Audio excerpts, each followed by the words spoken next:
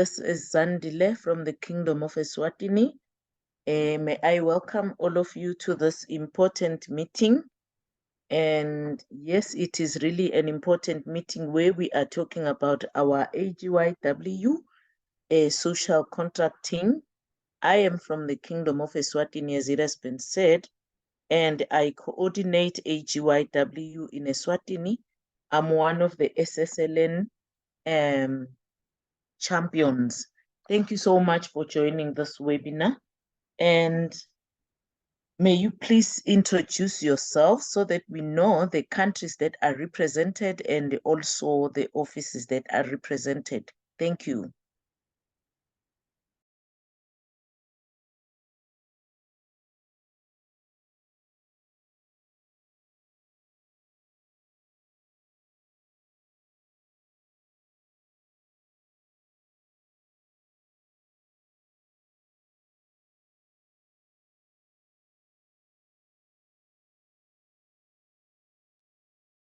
Audio.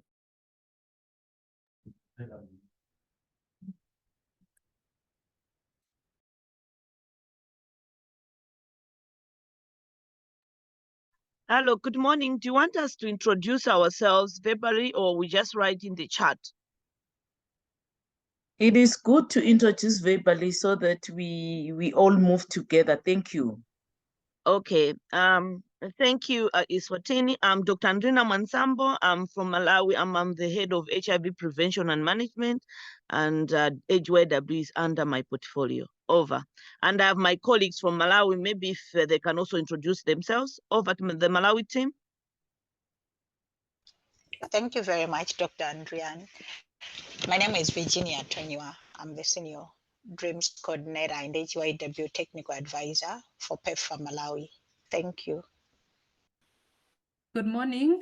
I'm Anna Kutengule from the National AIDS Commission, Malawi, and also the current focal person for AGYW. I'm using a colleague's mic because I'm having challenges with mine, but I'm connected. Thank you. Good morning. I am Ramza Selman from National AIDS Commission in Malawi. Thank you. Good morning, I'm Beth Sado from the National AIDS Commission in Malawi. Thank you. Good morning, I'm Leonis Ansiku from the Coordination and Capacity Building Division of the National AIDS Commission in Malawi. Thank you. Good morning, my name is Mofat Kazite from the National AIDS Commission, and I'm the Coordination and Capacity Building Officer. Thank you.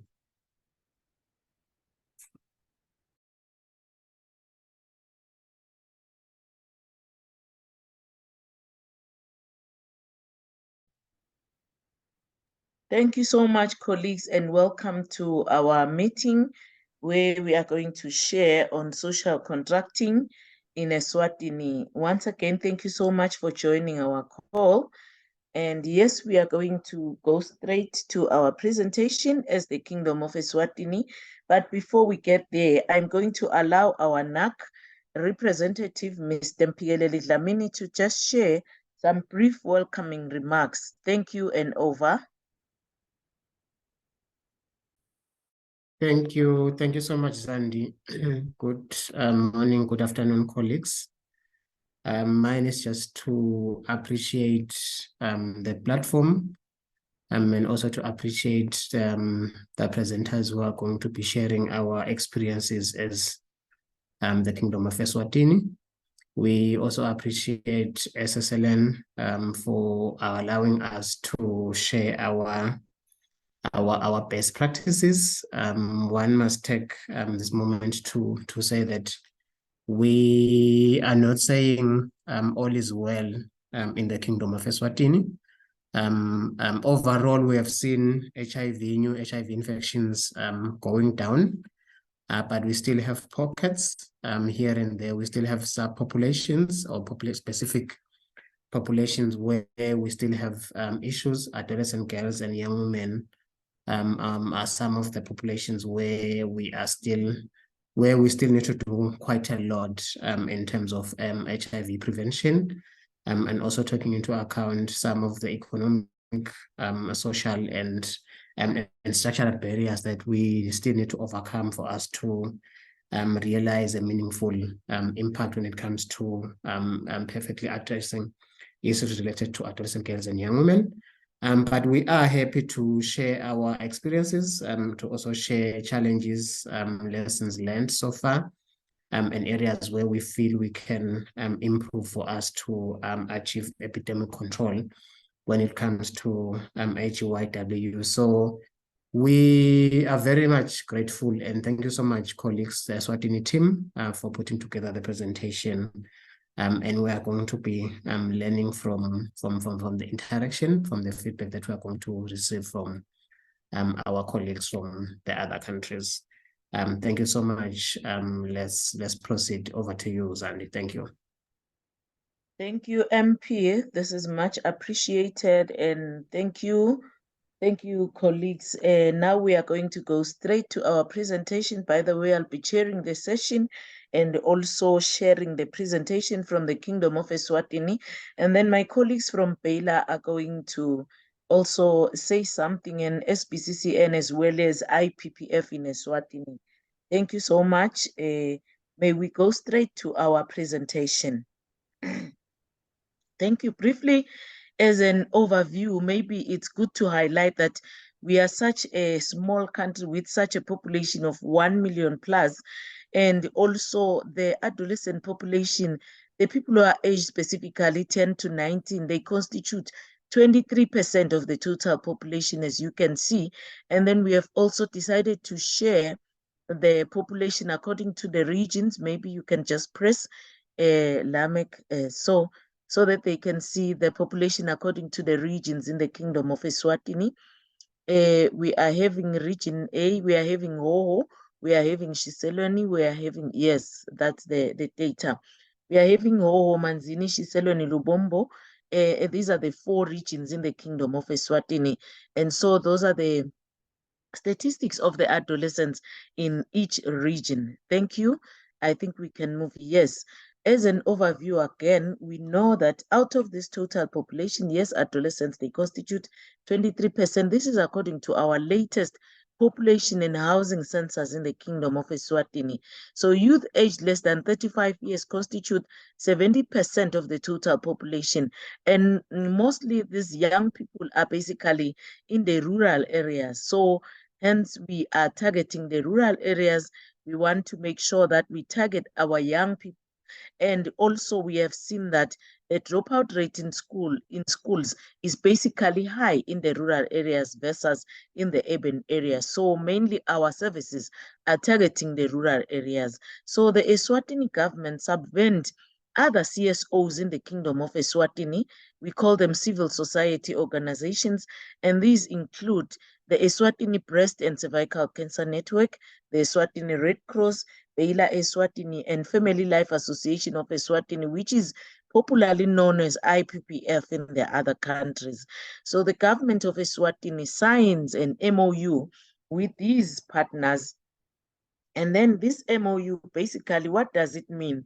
It means that these people are adhering to the government policies and guidelines. And we know that the government basically signs, is a signatory of some of the commitments in the Africa region and outside Africa, some of the commitments and some of the conventions like the ICPD, popularly known as the International Conference for Population Development, the Maputo Plan of Action. And we know that these two, they basically talk about sexual reproductive health, they basically talk about primary health care, and then they sign MOUs. The CSOs are signing these MOUs because they are supporting the government in implementing such conventions and such commitments on the ground. And every year, these organizations receive a certain portion from the government of Eswatini. And yes, so the partners subvented, basically, we have the Eswatini Red Cross Society, and these are basically implementing what they are basically humanitarian. And so they implement SRHR as well, targeting our adolescent girls and young women. And then the Eswatini Breast and Cervical Cancer Network, these are basically focusing on improving the lives of adolescent girls and young women in terms of cervical cancer and breast cancer. We know that we are one of the countries that are affected, and we want to reduce the morbidity and mortality in relation to that. And recently in the kingdom, we have also introduced the vaccine, the HPV vaccine. And the Family Life Association of Eswatini, basically these are implementing strictly the ICPD, whereby they are prioritizing ASRHR for adolescents and young people in the Kingdom of Eswatini. And then Beila Eswatini, yes, they are also implementing part the ICPD and Maputo Plan of Action, because they are targeting adolescent girls basically living with HIV. And so we want to improve their lives. We want to reduce morbidity and mortality related to that. And so they are targeting such. And then the Breast Cancer and Cervical Cancer Network basically was founded in 2001. They work by providing quality clinical and support services for breast and cervical cancer patients and targeted community health education to reduce deaths from these increasingly common conditions in the Kingdom of Eswatini. So since it was launched, it has provided over 3,000 free breast health consultations per year through weekly clinics in 3 regions, funded over 30 patients a year to have timely breast cancer diagnosis from Lancet Laboratory, provided free tablet forms of treatment to around 30 eligible breast cancer patients per year, provided on-site targeted awareness on breast and cervical cancer to over 4,000 people per year, supported clinics to give screening to over 6,000 women per year to prevent cervical cancer. And these women include our adolescent girls, obviously. Yes, and then looking at the objective 1, direct audience awareness sensitization to 5,000 people on prevention, causes, and treatment of breast, cervical cancer, lung, prostate, and pediatric cancers among community members and key stakeholders by December 2023, and increasing EBCCN visibility. This is the same Eswatini Breast Cancer Network. So direct awareness creation, in January, they reached 89. And then in February, they reached 464.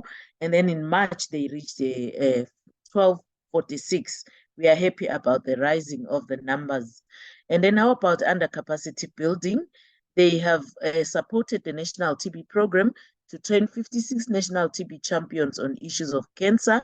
Why? Because we know about these comorbidities when people are sick and they are having these chronic conditions. This training is to help the peer educators integrate the cancer education to the National TB Program. As part of the collaborative project, Find TB COVID-19 1 and implemented by Eswatini Beila Center of Excellence, the EBCCN as a partner in the project participated in a 5-day training to capacitate the team on TB COVID-19 knowledge and integrating the information in our regular cancer education. The project is for 6 months, March to September 2023. We will recall that as much as they are getting the subvention from government, they are also receiving some grants from other people. So they are implementing other projects as well. So under patient support programs, they've done counseling, breast cancer diagnosis, mastectomy, phone call follow-ups, linked to support groups and home visits, hospital visits, private laboratory support. And the numbers, I think for the beneficiaries, you can see them on the side. For hospital visit, we have 7. For home visits, we have 12. For tamoxifen, we have 55. And then deaths, we have recorded 15. Treatment adverse effects, we have 12. Next slide, yes. Breast and cervical cancer screening. What is it that has been done? Under breast screening, attendance, and gender breakdown, we have seen a total number of clients, 439. And then females, we have seen 370 by March. And then males, we have seen 58 by March, or 312 by March. And then for females and males, 58. So Yes, these are the numbers that we have recorded under breast screening and under cervical cancer screening. For the total number seen, we have 72 for March, whereby 14 of them were positive and 58 were negative. And then in January, we have 17 in total. 3 of them were positive and 14 were negative. But looking at the number for those that are positive, I think you can see the burden of the breast and cervical cancer in the Kingdom of Eswatini generally. And then we want to reduce the morbidity and mortality as well. Next slide. So, under breast cancer screening by age group now, for the 10 to 19, which are strictly adolescents, we have screened 66. And then for the 30 to 39, 86, and for the 40 to 49, we have seen screened 82.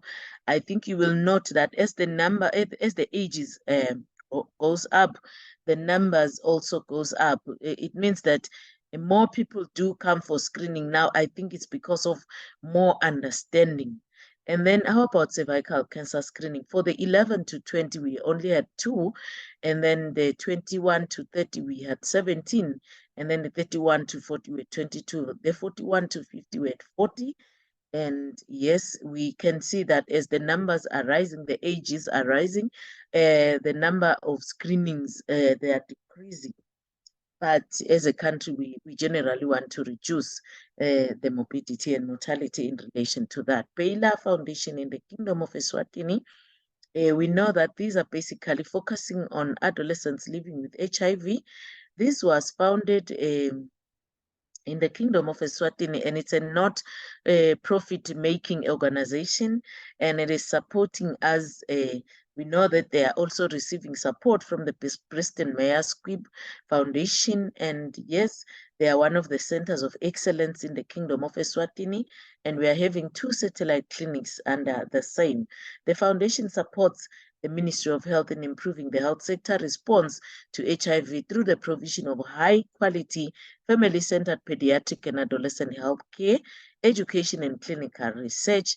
This ultimately helps the country to achieve its broad mandate, the Sustainable Development Goals. We know that we all want to clap hands in 2030 when we evaluate our SDGs.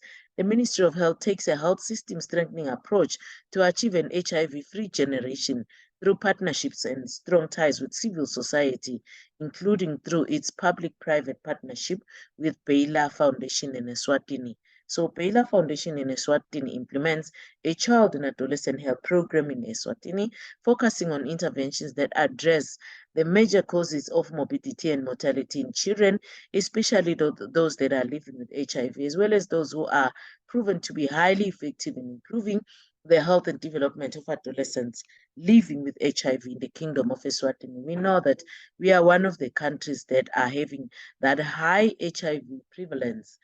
So this makes sense. So how about targeting caregivers on the ground? They are in Eguphileni Clinic, Gege Clinic, Kapunga Clinic, Eguphileni Clinic. We have recorded such a high number, and then in Gege Clinic, the 32 is also a high number of these caregivers meetings conducted. And we know that caregivers are the ones that are helping us on the ground at family level to take care of our adolescents living with HIV. Facility feedback and coordination meetings, they have conducted a number of them.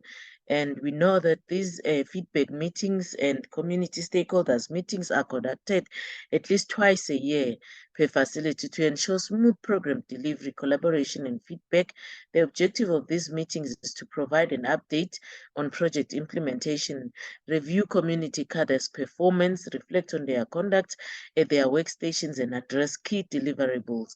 In the reporting period, 11 facility feedback meetings have been conducted in the following facilities: Mahlangacha, Ipileni, Gege, Makupeleni, Kapunga, Nazarene, Kapunga Government, Motinkweni, Mashobeni, Zombotse, and Gowane Health Facilities. Excuse me. Stigma reduction campaign. We have Through these campaigns, we want to reduce the stigma and discrimination against individuals living with HIV. And so we have organized these campaigns to do that.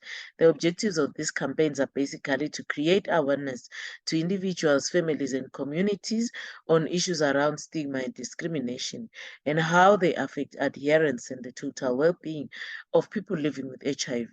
We want to engage families and communities in dialogue and debate on social attitudes towards people living with HIV, while encouraging greater openness and disclosure by people living with HIV about their status. We also want to provide a platform to share experiences and lessons learned in the cause of providing support amongst adolescents living with HIV.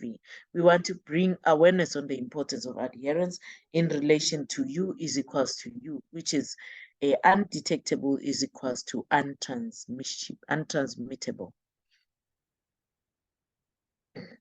Treatment literacy sessions have also been conducted, teen club sessions where we create a social support environment and safe spaces for our adolescents living with HIV. Okay, noted, Kerry. With HIV to have fun, share experiences, learn more on positive living, access accurate or up-to-date and age-appropriate information. Teens are assisted to develop skills to assist them to cope with daily challenges they may face.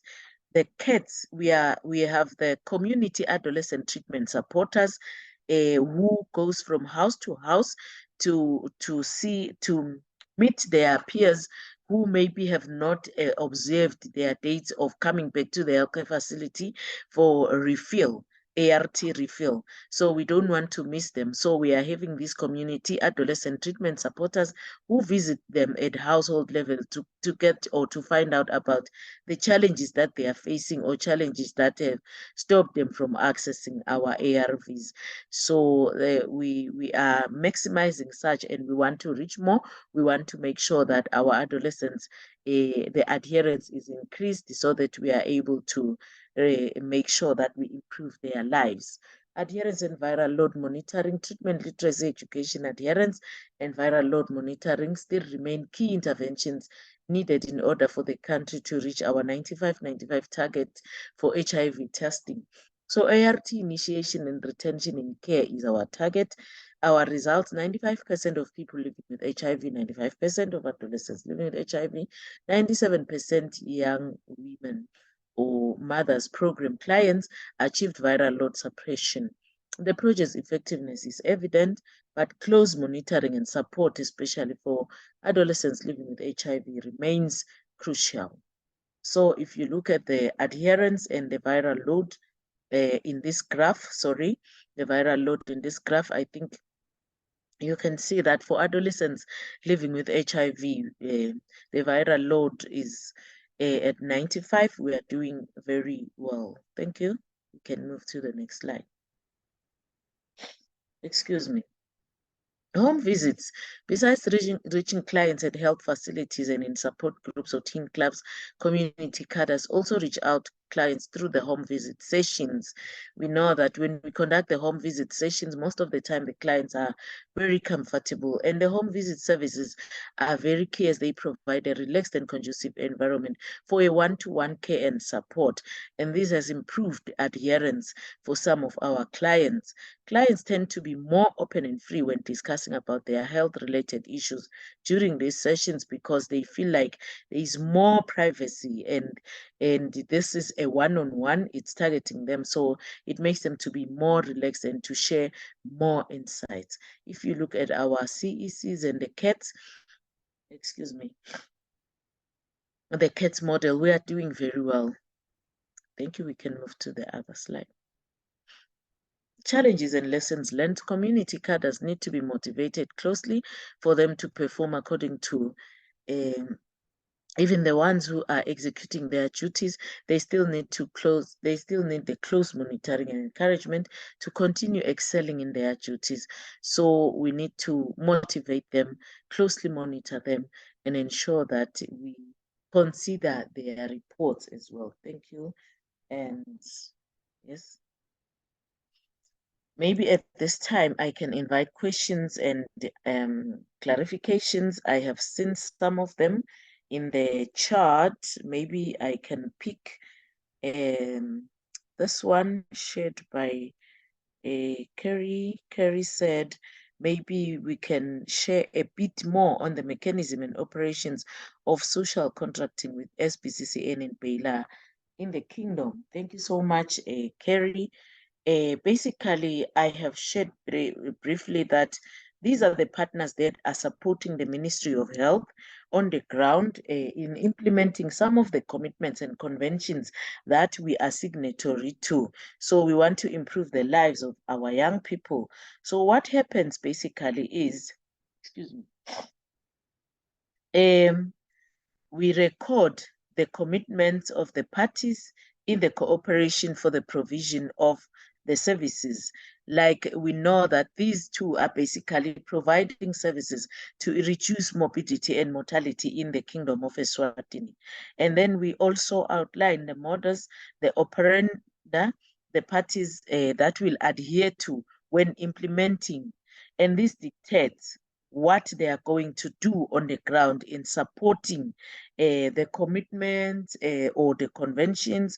For example, the commitment on the ICPD, whereby we are improving the population development, and also our main focus being sexual reproductive health issues. So how are they going to do that? And then we set out a relationship between the partner and the government. And so far, we use the memorandum of understanding, and then we sign it.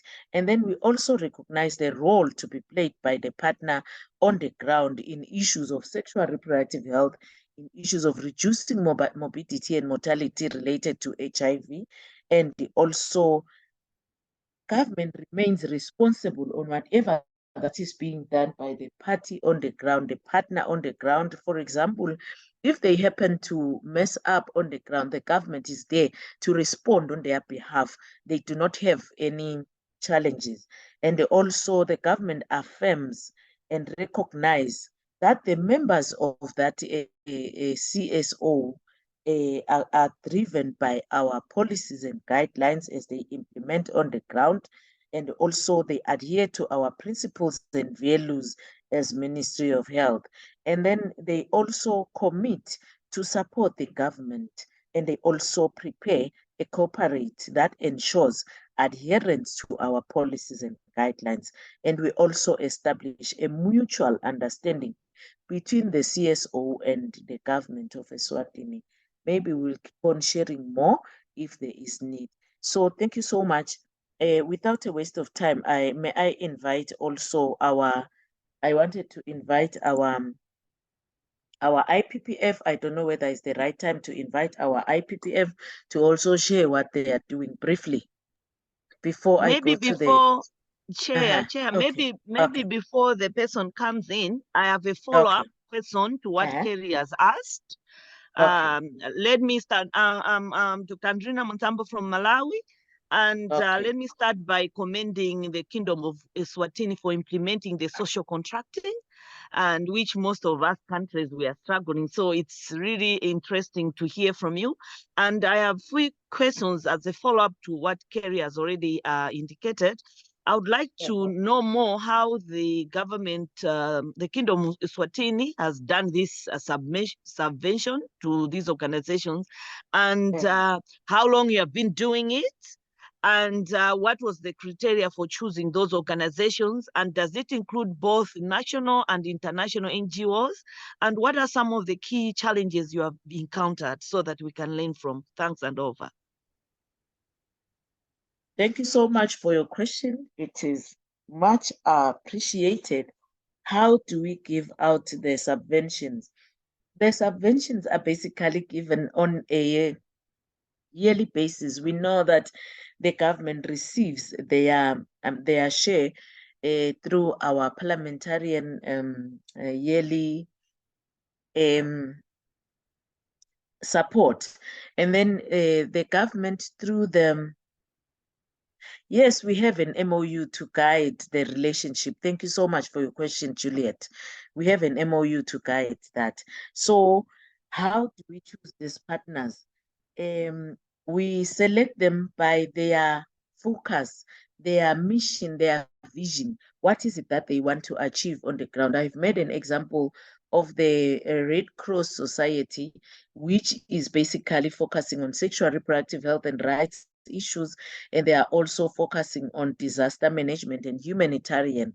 So because the government needed a partner that will implement that on the ground, so we chose them because they were going to take this to the ground, to the people, and ensure that it reaches the people. And then looking at ICPD as well, SRHR, we are prioritizing SRHR. They are basically implementing that, and they are also having healthcare facilities to improve primary healthcare generally in the Kingdom of Eswatini. And that is Maputo Plan of Action being taken to the ground, being implemented in the country. So we look at their mandate, we look at their vision, their mission, and then we support them according to the needs on the ground that we are seeing as the government. And then looking at SBCCN, which are basically focusing on, that is Breast Cancer Network and Cervical Cancer Network. So we looked at what their focus is, and they are also implementing our ICPD as well. They are targeting, they are focusing SRHR, and they are also reducing the morbidity and mortality related to that. Yes, I can see Tengetile. I will give you the opportunity to share as well. Thank you so much. The other part is, how long have you been supporting them or giving them that subvention? I know that they have been receiving the subvention ever since they were here in the Kingdom of Eswatini, but I will give the floor to Tengetile to share as well. And someone from Bela, you can also share. Over. Thank you.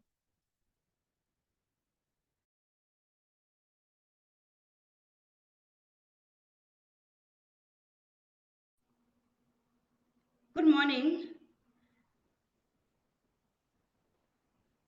Hello. No, Tengetile, you can go on. We can hear you. Thank you.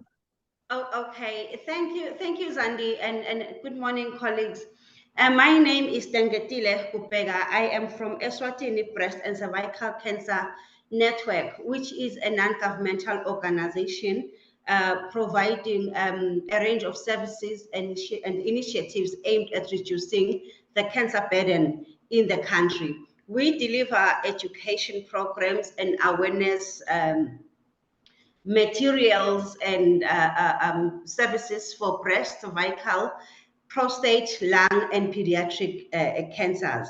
We also provide screening services for cancer to promote, for the 5 cancers, to promote early diagnosis, better treatment outcomes, and psychosocial support to cancer patients and their families during treatment and post training. We work with the Ministry of Health in providing these cancer interventions across the country, with much focus on community-based programs and very strong referral linkages across the health spectrum.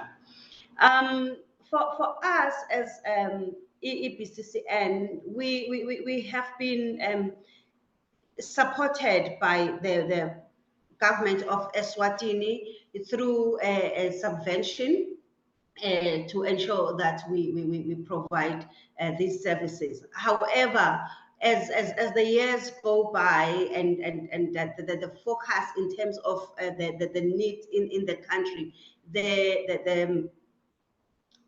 the subvention has become smaller and smaller. However, we are relying on the support from our international friends, as well as local fundraising drives, to ensure that we continue providing our services. Thank you so much, Tengetile. So yes, they have been receiving the subvention ever since they were here. And maybe another question would be, when does it commence? So after the two parties have signed a subvention or an MOU, then it commences and the two parties mutually agree. And then termination, for termination to occur, we have to have a 3 months notice. Thank you so much. Yes, yes. Thank you, Zandi, for that. That's correct. And for us, what has also worked best in terms of our working relationship with government is ensuring that we also adhere to our agreements and our timelines in terms of deliverables. On quarterly basis, we share our reports with the Ministry of Health, and we also, in terms of the narratives and the financial report, and also on quarterly basis, we also receive our trench. Thank you so much, Tengetile. Margaret Ndubi, I can see your hand. Please go on. The floor is yours. Yeah, thank you very much. This is very important. My name is Margaret Ndubi from UNAIDS Kenya country office. I just wanted to understand, because you see there is money that is coming from the government to the civil society organization or some of the organizations that have been selected. So do these organizations sort of like prepare a proposal and then this is shared with the government? How does the government determine how much they are supposed to give to each of the organization? Because I've seen like there are 4 organizations. How does the government determine? If you could just walk us through that process, that would really be helpful. Thank you.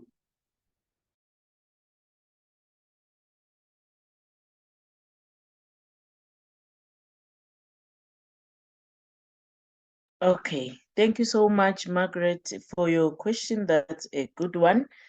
The question is, do they prepare a proposal? Thank you. They don't prepare a proposal. What do?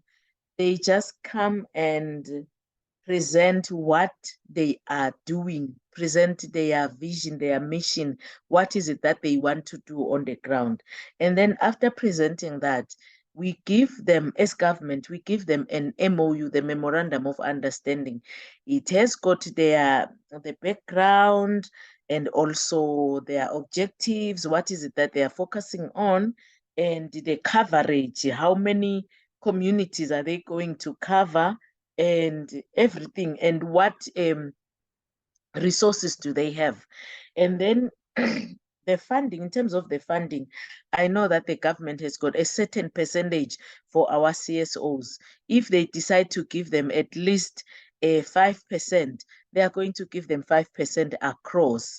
And then also those that are implementing SRHR, primary health care, either the curative part, we give them a certain percentage and it cuts across.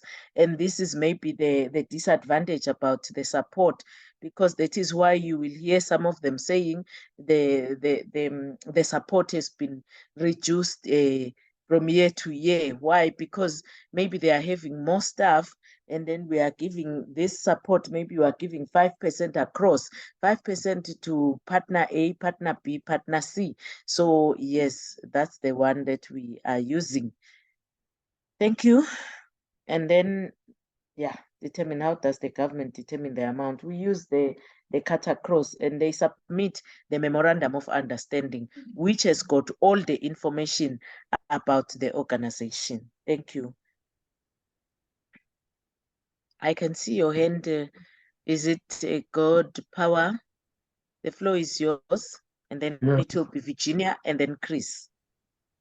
Good morning. Thank you so much for this presentation. I guess it's quite exciting hearing this. I guess my mind is a bit of a comment, then the other one a question. The comment is, I think for me, this is the best way to go in terms of sustainability, because in most of our proposal, we'll write, oh, our programs are sustainable because we are working with CSO, but that's not really true. particularly in most West African countries, where our CSOs also depend on, donor funding. But once you have a social contracting process, like most Southern Africans do, I'm aware of the South African experience. That is that is where you have real ingredients of sustainability. Because if the donors goes, the CSO will also close down. So it's not really a sustainable measure when you say you are working with CSOs. But until it becomes a social contracting process where that process is institutionalized and you get funding directly from government, that is really the sustainability ingredient.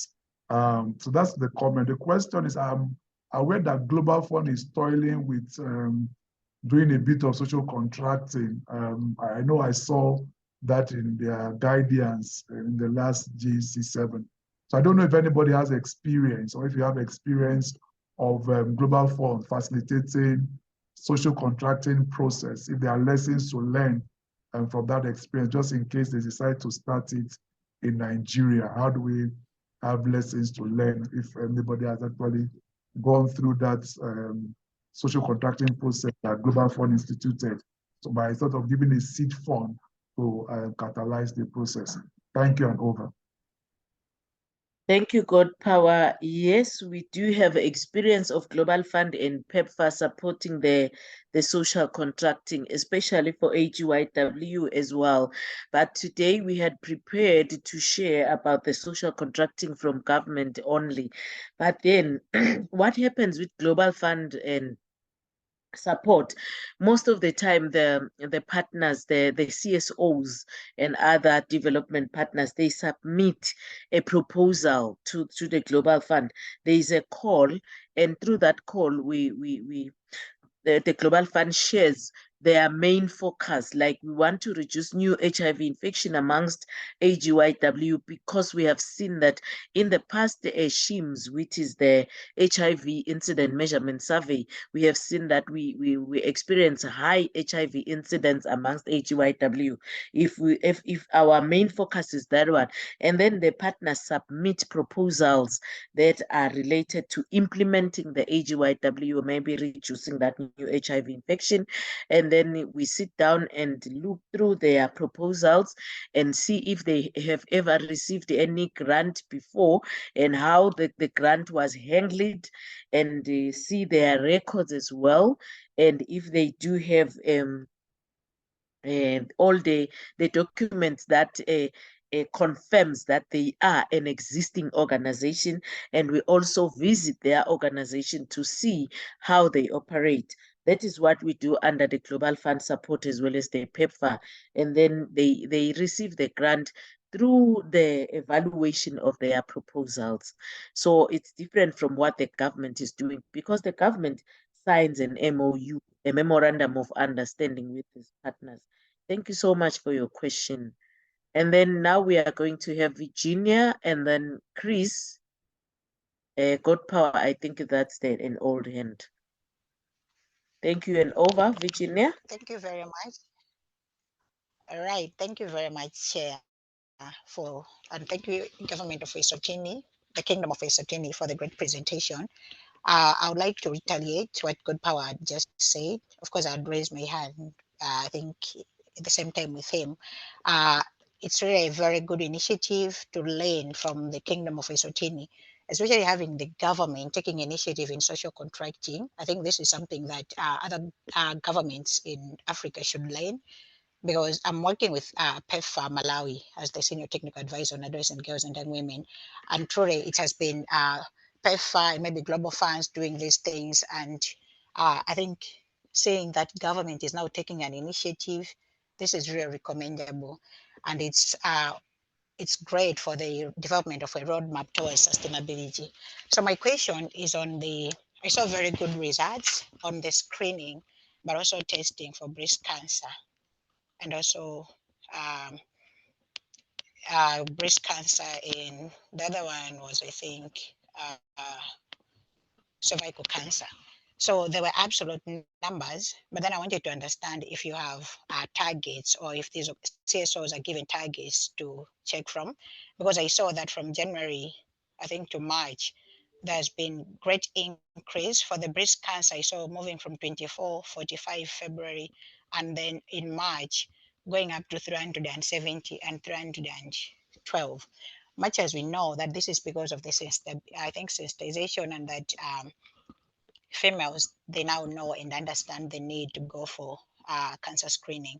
But do we have targets, and how are they faring in terms of the targets? Are they attaining the targets? Is it outside or is it closer? So that we just understand based other than just having the absolute numbers. But this is really great. And I'm seeing that as the ages go down, I think the numbers of people that are also going to access the services is declining, which is, I think, which is fine, because cancer cases will increase between mainly in the age-bearing population for females. So thank you very much, and looking forward to responses to that question. Thank you, and over. Thank you, Virginia, and thank you so much. That's a very good question. So yes, we do have targets. That is why beginning of the presentation, I shared the statistics of the young people in each region.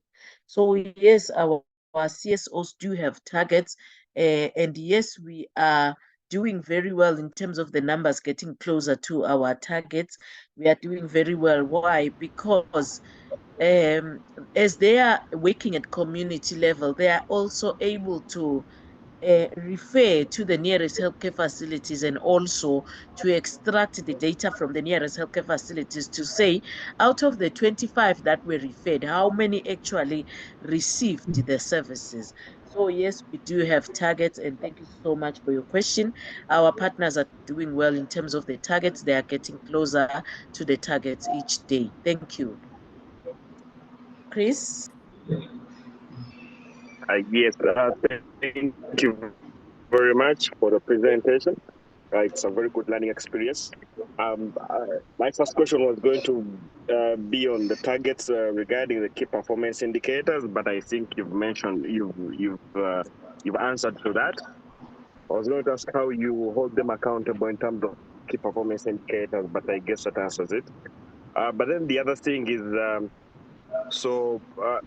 ideally, you mentioned Baylor and Red Cross as some of the CSOs you're working with social contracting. Maybe what didn't come out clearly is the criteria of selection. Does it come from the government side, or do the CSOs reach out themselves? And then how do you hold them accountable in terms of funds that have been received? And then maybe my last question that might also be related to that, then how do you also manage the risk of corruption on both sides, if that is, if there is no clear criteria of selection of how participation happens? But thank you very much. I think I'm really learning a lot from this. Thank you very much, and over to you back, Chair. Thank you so much for your question, Chris. It's a good question. We appreciate. How do we hold them accountable? That's a good one. So they do submit their quarterly reports to the government, and also the reports are then submitted to the government, like to the parliament.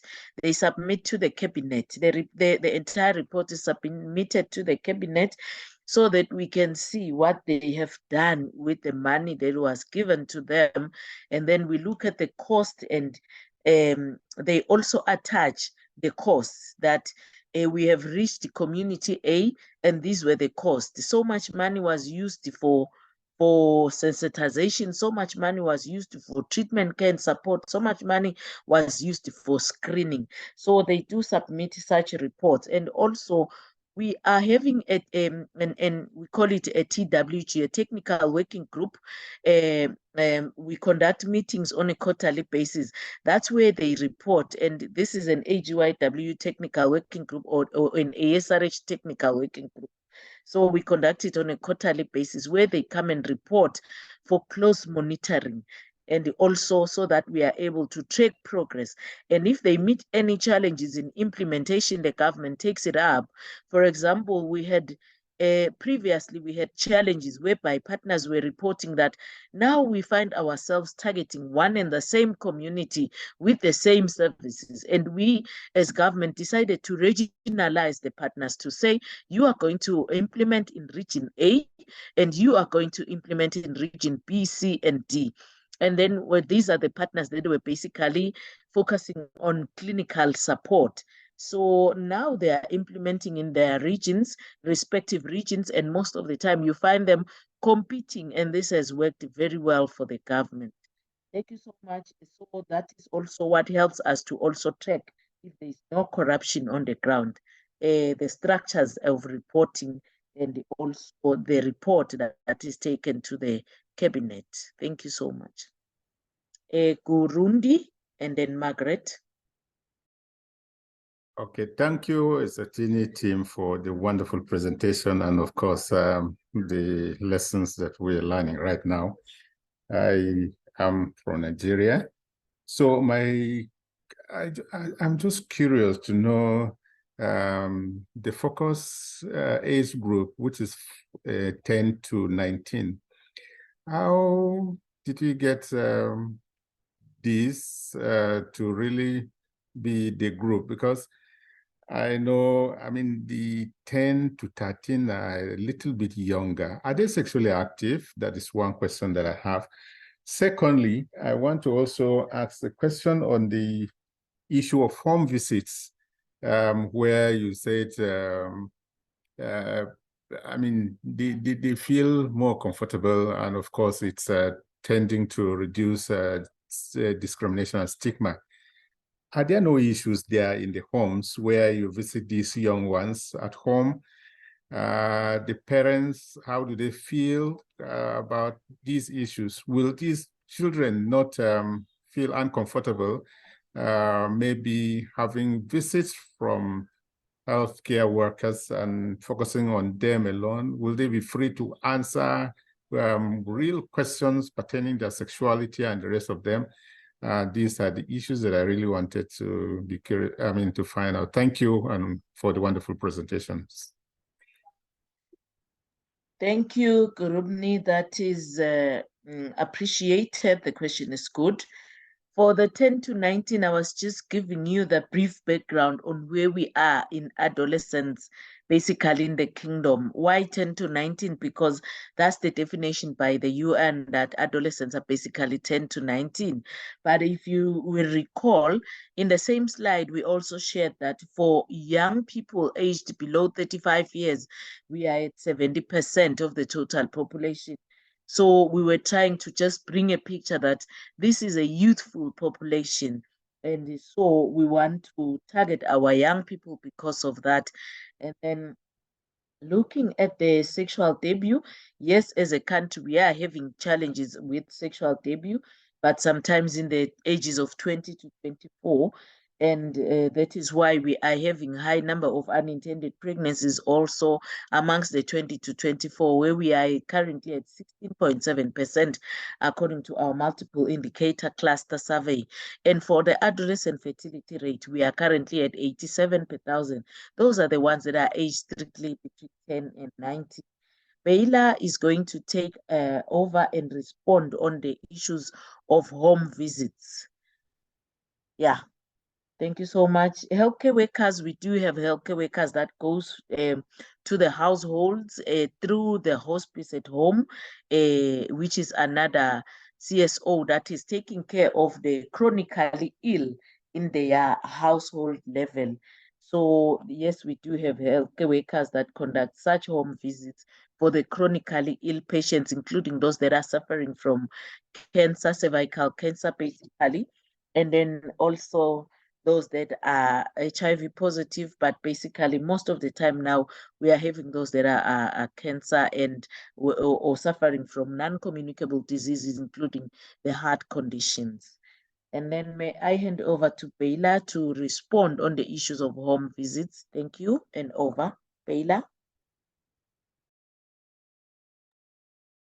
Good morning, everyone. My name is Njapuli Sonkambule. I work for Baila. Maybe to respond on the issue of home visit, it would be to mention that The reason why we engage the caregivers at the start of the program and also periodically based on need is that we want caregivers to understand the importance of the interactions with the adolescents. So as a result, when we conduct the home visits, then we do ask for permission from the caregiver, but that doesn't necessarily mean the caregiver has to be present all the time. We do ask for permission to engage with the adolescent without the caregiver being present in other cases, based on why that home visit was being conducted.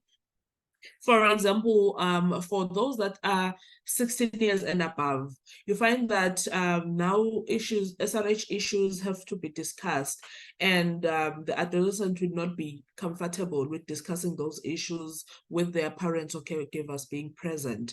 And then the service provider will then request the caregiver or the parent not to be present during that discussion. But this is discussed at the beginning of the project so that they also know that in some cases there will be that need. But in cases of adherence, in most cases, the caregivers are present during those discussions. But sometimes the adherence issues it's just personal to the adolescent. And also in that case, you'll find that there will be some discussions that are outside of that group discussion with the parents being present. But it's just a matter of communicating with the caregiver, making them understand that you will need to engage with the adolescent, sometimes with you present and sometimes without that caregiver present. But the most important thing is asking for permission to have that discussion with the adolescent. Thank you. Thank you so much, Njabu. Awesome. Thank you so much. I hope everyone got it. That was very clear. And then we are going to have Margaret Ndubi, followed by Sakinat, whom I think is the last one. Margaret, the floor is yours. Yeah, thank you very much once again. This is really interesting. So I have two follow-up questions. Number one, I think when you mentioned about community activities, you are referring to community cadre. Maybe if you could shed more light. Are they young people? Are they older people? What are some of the challenges or what are some of the lessons learned when working with either older or younger people? I'm referring to the community cadres. Then number two, with the understanding that there's no assessment that is conducted before an organization is engaged by the government, how do you then determine which organization to work with? If you have organizations that have similar intervention covering similar areas, how do you then get to choose one organization and leave out the other organization? Are there occasions that you've had so many organizations such that you had to develop a criteria to choose specific organizations and leave others out? Thank you.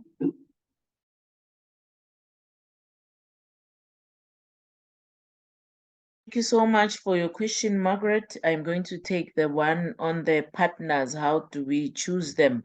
And then I'm going to give Bayla the one on the community cadres.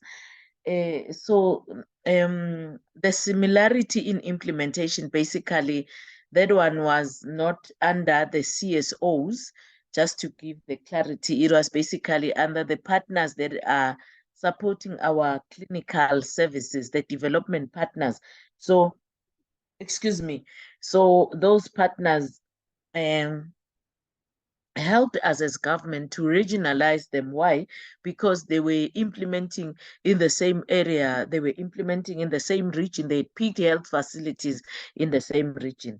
With the CSOs, we do our own investigations and we visit them to see if they have real offices. We always say that in the government sector, we always say we don't want organizations that are in a briefcase, if you understand what a briefcase is. So we go there and just to see them, just to see the organization and to see the structure, the infrastructure. Yes, before we support them, we have to see the infrastructure and see the human resources.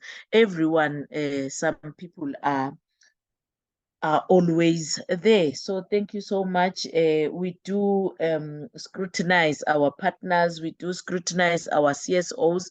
We look at their objectives. We look at their mission statement, their vision. What is it that they are planning to achieve? And we sit down and work with them as government. And also we do have some inputs in their MOUs. Like, for example, we can say, if you are implementing SRH activities and you want to go to community A or to constituency A, please note that constituency A is already having a similar support. Then we recommend that you take constituency B or community B so that you can complement each other. Thank you so much. Yes, Director Education. Yes, we also look at the expression of interest. Thank you so much. Thank you. And the last one was, I know that there was someone after Margaret, but can I hand over to Bela to talk about the community cadres? Bela, over. Then, yes, Sakinat, you will take over after Bela. Bela, maybe you can share about the community cadres. Thank you. Thank you, Zandi. For the community cadres, we use the peer-to-peer support model because it has been identified as one of the best models. So we have a number of projects that we are implementing, but in almost all of them, the criteria is similar, that the person who provides the services has to be a young person. So the cutoff varies by project. For example, for the Congo project, the person has to be above 19 but below 25. And for other projects, the age can go up to 30 or 35, but still it has to be a young person. The reason why we also have the 30-year-olds is because we are also supporting other young people beyond the age of 19. We have what we call our transition group, from the teen clubs to other models of support, like the support groups, which take place at the community. So we need to also have that transition group of young people below the age of 24. So that is why in some projects you find that we have supporters or cadres that are 30 or even above.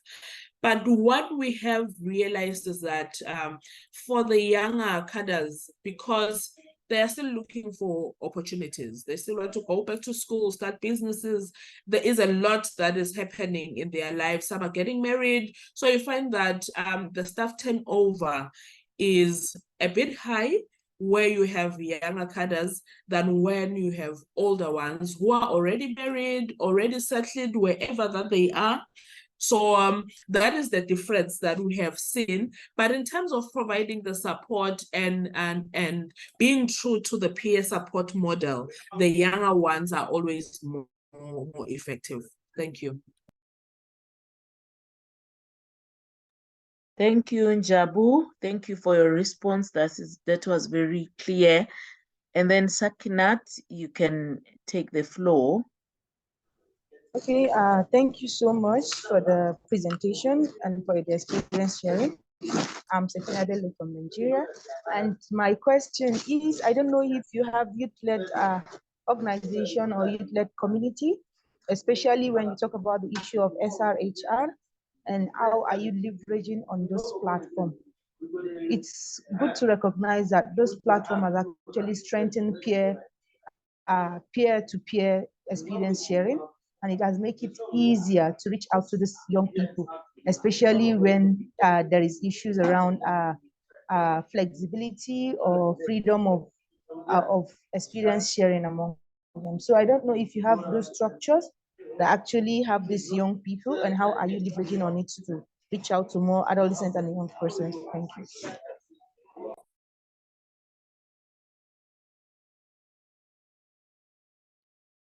Thank you so much, Sakinat. Your question is also a follow-up on the community cadres. Is that so? Yes.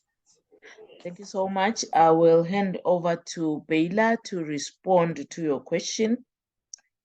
Looking at the chart, I think we are having a question by Katleho as Bela is preparing to respond to Sakinat. A question Sorry, from... Sandy. Sorry, Okay. I missed the question because there was some kind of background noise when she was making the okay. question. I couldn't Okay, get. sorry. Sakinat, maybe you can repeat your question. Sakinat, over. Yeah.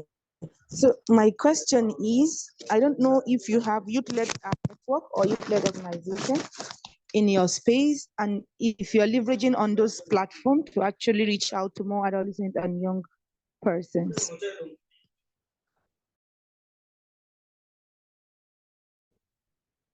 My sincere apologies. There was something that you were fiddling with when you so I couldn't get what you're saying. Do we have, can you please repeat that? Youth-led organizations, youth-led organizations, yes, we do. Actually, we are also a youth-led because most of the people that are in the team and those who are implementing are also youth-led. But at a national level, I think Zadi can also respond to that because there are a number of other organizations who are also implementing services for adolescents.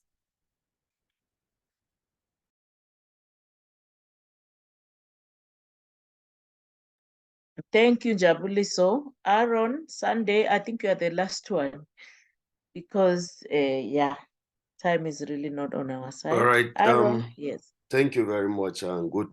Can you hear me? Thank you very much and good morning from this part of Nigeria. Apparently, maybe you might have talked about it and I didn't join. I look at the topic AGYW social contracting.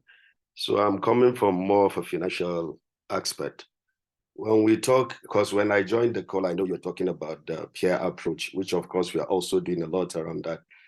But I'm interested to know from the government level, how do we cascade down funding to youth institutions? From the UN system, from the implementing partners, from all the funders that finance AYP response or AGYW response in Eswatini. How do we cascade resources to ensure that? I know you are talking because definitely you have some access to resources, but the other youth organization, is there a mechanism in place that makes it easier for them to access the resources, implement their programs without being interfered? Or most times these resources are domiciled with the predominant youth organizations that are known in the country. And yet, there are maybe obstacles in terms of registrations or other things that hinder. So I think I'll need more clarification on that because the last time I told you Nigeria have a business model, the HIV AYP investment case, which helps, and we are moving towards social contracting. Thank you. Thank you so much, Aaron, and thank you. That's a good question again. How do we cascade the resources? Basically, I talked of a structure, we call it the TWG, the AGYW TWG, Technical Working Group in the Kingdom of Eswatini. That is where partners come and report what they are doing on the ground. Even if they are a new partner, they come and report that we are a new partner, we are implementing in community A, and we need more support. This is what we have done. We have reached so many adolescent girls and young women with SRHR information. And then what happens is, yes, we confirm if they are a registered organization in the Kingdom of Eswatini, and we want to have this who is leading that organization. Is the person qualified to lead an organization? And then also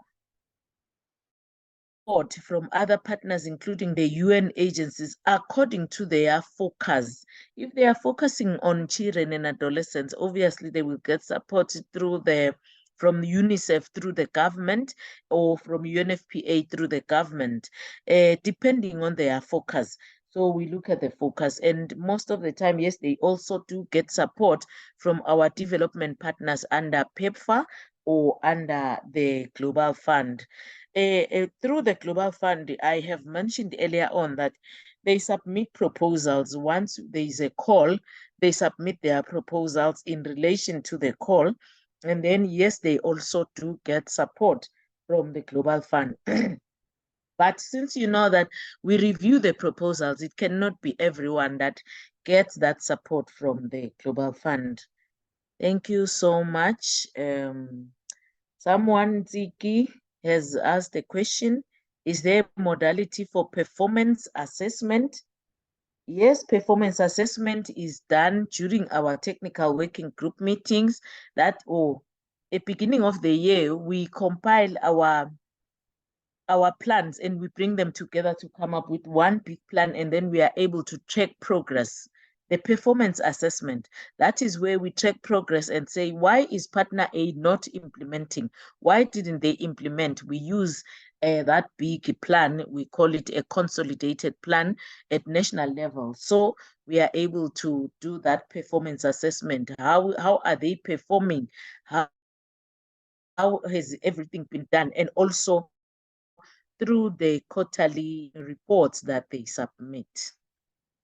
I think we have responded to some of the questions that were in the chart, including the question on how on the target from the CSOs. Yes, they do have targets as they implement. Yes, we want them to reach certain numbers.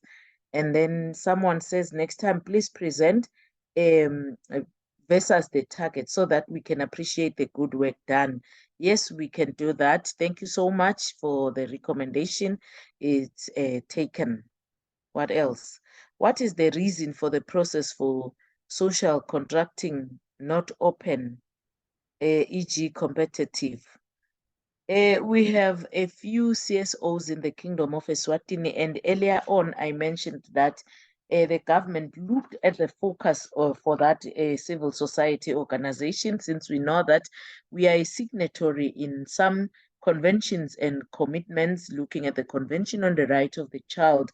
Does this person wants to improve the objectives under this convention or under this commitment? We have the Eastern Southern Africa Commitment.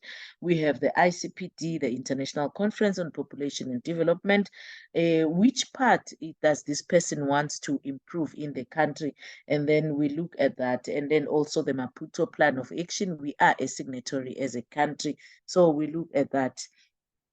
And then we look at whether they are complementing what is being done by the government. On sustainability, someone says I think the particular social contractor should be a local derivative, and that is correct. Yes, they have to be. Yeah, thank you so much. I hope I have responded to all of the questions. I would recommend, someone says, who is this? Says I would recommend that we we have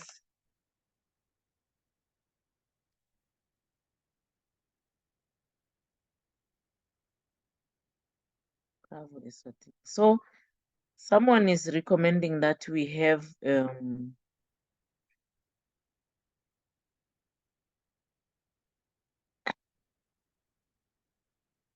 the question is okay. I recommend that we deliberate efforts to build the capacity of local upcoming youth-led CSOs by ensuring the big NGOs like Baylor are providing mentorship. It's a point taken. We are taking that one.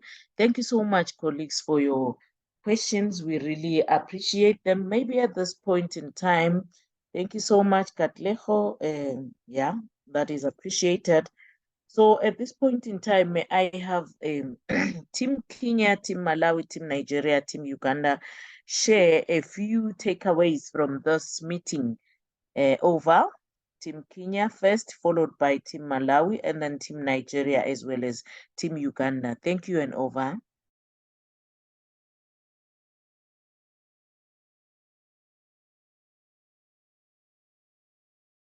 Team Kenya, the floor is yours.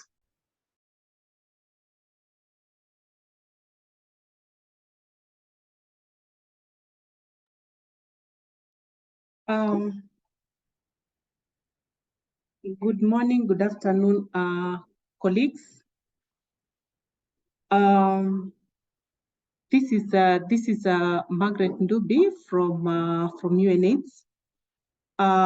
First and foremost, I would really like to say that this was an eye opener. Seeing an opportunity where the government is actually able to give funds to civil society because they can be able to implement, and then at the end of the day, be able to report back to the government and even account for the funds given. And apart from that, produce results that can actually be documented. I think that is really commendable from Eswatini. Secondly, just noting that through the parliament, that the government can be able to set aside the funds for this cause. This is really enlightening. And as one of the speakers has indicated, I think for most of us, we are still trying to find out mechanisms, how this can take place. And we are hoping that with this, then there can be a mechanism moving forward. I am not saying anything or committing anything on behalf of the Kenya government. It's just that these are some of the lessons learned, and I believe these are some of the things that the team can actually find a mechanism of discussing and seeing a way forward. Having opportunities for the young people, especially those living with HIV, being given a chance to just have a time during the clubs where they can be able to meet together and discuss some of the issues that affect them, so that by the end of the day, then there is an improvement in terms of adherence to treatment, retention, and all that. That is also another takeaway from this meeting. And then also having TWGs where we have everyone on the table and getting this feedback. And I believe it is also a mechanism where people can actually take this opportunity to mentor others, is also a takeaway from this. Now, there's something that she mentioned about the community cadre, and I think this cuts across a number of countries, because when we have the young people who are not living in a specific time, in a specific area, and once they get greener pastures, then they move from one area to another. But I think we can still take advantage if they are still there and they can be able to create an impact by providing these services to the younger people who require the services. Then that is also a way that we could adopt as we move forward. So we really want to thank you, the Eswatini team, for sharing this. There are basically a number of things that we have learned, and I think this has given us an opportunity to find a way of discussing and see how this can also be applicable in our context. But this is something that we really need to be discussed with the government colleagues and see how far we can go. So thank you very much. Thank you so much, Margaret, representing Team Kenya, and over to you, Team Malawi. Your key take home over Malawi. Thank you so much, the Kingdom of Eswatini. I'm Dr. Andrina Mansambo, representing Malawi, and I'm the South to South Learning Team Lead for Malawi. Our take-home message from this session, it has indeed really been an eye-opener, as my colleague from Kenya has already indicated. As earlier on, when I had mentioned that this is an area that most countries have struggled, so it is encouraging to note that this is possible, that it's possible for governments to implement social contracting, because mainly what we see, this support is usually given by Global Fund or PEFA.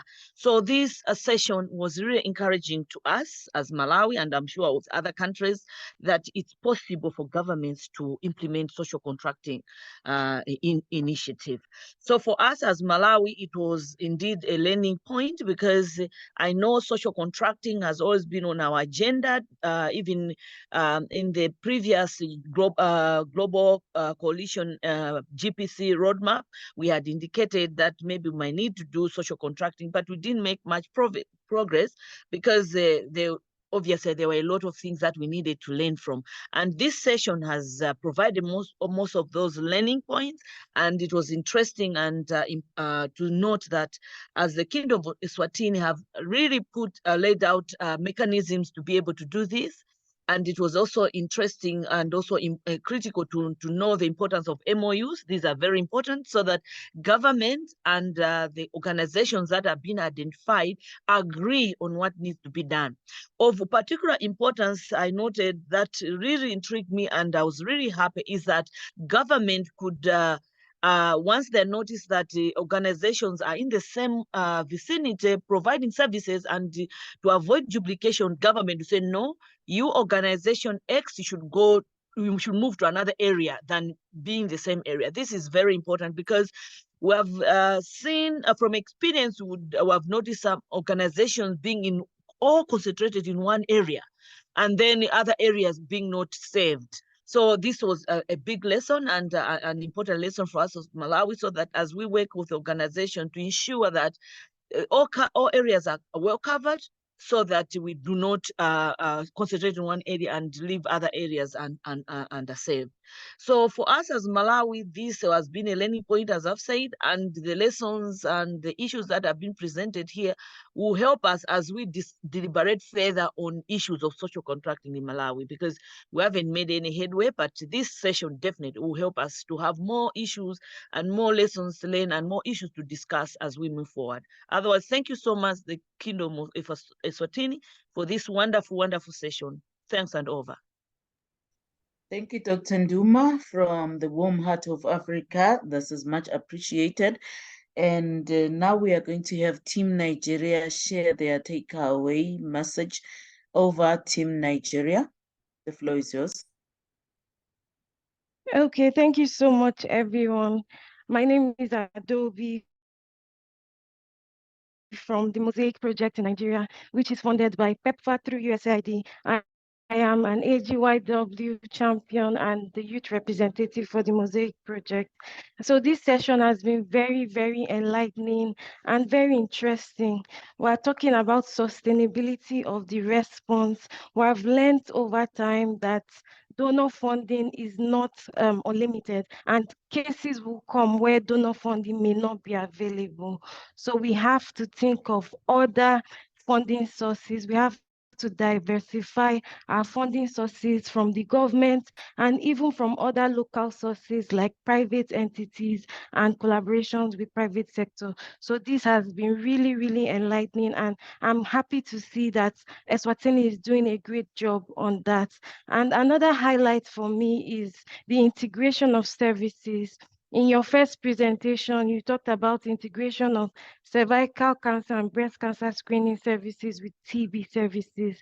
Over time, we're learning that young people need integrated services. So tapping into this social contracting model to integrate services, I think is a great, great idea, and it's something that we can all learn from.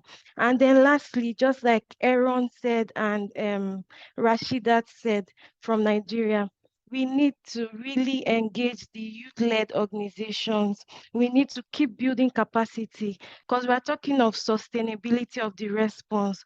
Young people will help to sustain this response and help to increase reach and, transfer knowledge and capacity to other young people.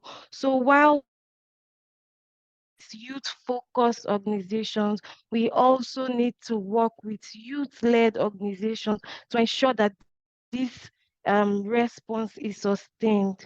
Thank you so much, and over from. Thank you, Adobe, from the Mosaic Project in Nigeria. This is much appreciated. And at this point in time, I hand over to Team Uganda to share their take-home message. Thank you. And yes, Team Uganda, the floor is yours. Thank you very much. Thank you very much, Eswatini, for sharing your experience. My name is Juliet Cheptoris. I coordinate the AGYW program in the Ministry of Health, Uganda. I would like to say that, like all the other countries have said, this is an area that has been problematic for us. We've been struggling with it.